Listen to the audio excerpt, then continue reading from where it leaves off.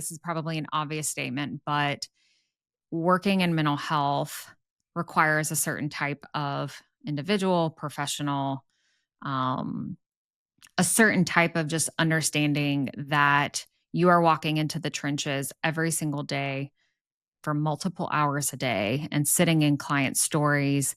And that's hard. And it's not easy. It's not easy at all. Even when there's passion and, interest on the practitioner end, on my end, which there was certainly, after a decade of it and, you know, part of that decade being pregnant and raising, starting to raise right young kids, it takes a toll. It took a toll, I should say. And so, opened my private practice in 2014 when right after my daughter was born. I don't recommend that don't recommend that to anyone, just in case you're listening here. Um, Oh, it, all of our advisor listeners know starting a business is hard. it is, yeah. And I was naive and probably arrogant as well. And maybe those are some necessary qualities if you're going to open up your own business initially. Um, Kind of like and professional athletes thinking that a professional athlete doesn't have a big ego is kind of silly. right, When you exactly. have that much belief in yourself, whether you like it or not, you have some ego. Yeah, for sure. For sure. Coupled with just beliefs, my dad always told me growing up, like, work for yourself. My mom also fostered a lot of just independence around, you can do things. So yeah, I had a high degree of confidence in being able to run a practice, at least I'll say myself. Mhm. And, Abby came along in 2014, my daughter, and, having kids, young kids and doing mental health work, was not easy, at least for me. And I specialize in couples and family. So I was hearing a lot of just couples related issue. Money would show up, there. And, I've things just, read someplace that money is the primary driver for divorce. Is that accurate? I don't subscribe to that Interesting. thought. Okay. So, and I'll just say, like, yeah, like research says, like, these are reasons, and here are the numbers for why. And I do believe that it can play a role. My thing is, I've never had a couple. 15 years I've been practicing couples therapy. I've never had a couple come in and say, like, we are divorcing because of the numbers around money. Um, that's a content issue, usually where couples become disengaged and for some eventually divorce. There's a lot of under the waters, under the surface issues. They don't feel like their Interesting. So partner's it might there be for them.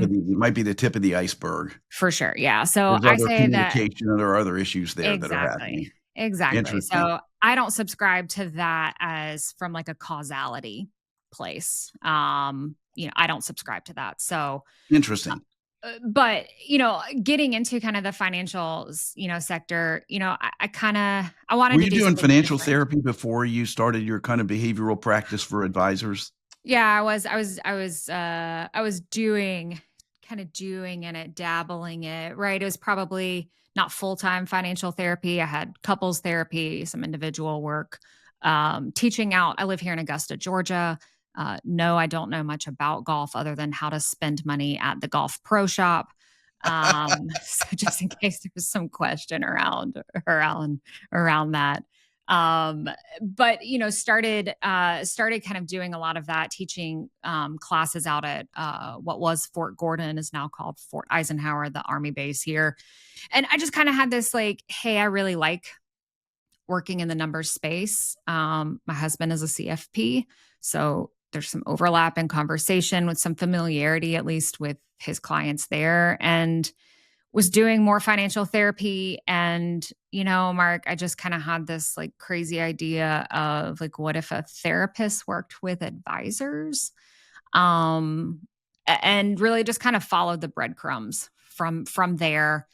Underneath all of that, though, and some of what really kind of drove that, it's more than just following the breadcrumbs of curiosity, but I was burnt out, like, doing therapy. I needed a change. I needed to do something different. And advising advisors is better? Yeah. Oh, man, yeah, it's, like, I mean, we're kinda sort of astronomically all better. nuts in a way. Yeah, here's the difference though, is that you guys know this because you have restrictions as well. And in mental health, we have HIPAA compliance, there's state regulatory, factors, licensing law. Like there's a lot there that you have to follow. And a lot of that insurance, oh my gosh, insurance then too. A lot of that just started getting in the way of being able to do and for me, like good client care.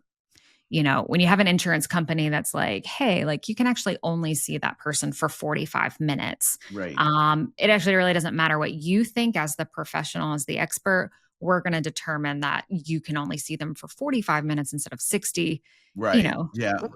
over and over again. And it's like, what am I doing? So Oh, no, yeah, I it's, I can tell you it's what fueled my escape from the insurance broker-dealer world. yeah, All the restrictions around what advice you can actually give to clients, and you're sitting here thinking, "Okay, this client needs this advice in this much time, but I can't do that because of the restrictions that are put around me by my platform." They're like, "Okay, we're going independent, yeah, right? We're yeah, going RIA fee only, and that's why."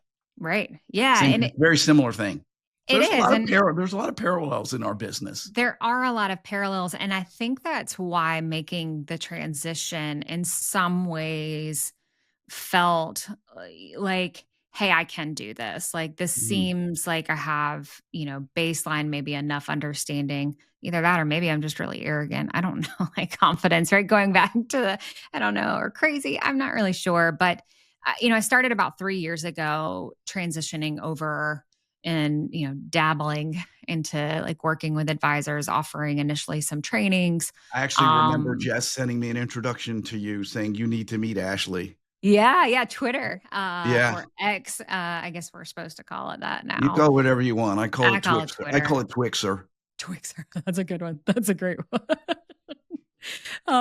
But I started kinda doing that and getting really good feedback and interest, and, I felt kind of an excitement again around doing work, Yeah, and, just kinda kept going, yeah. really to, at least where now, like, I would say like 90% of the work that I'm doing right now is all in the financial services space.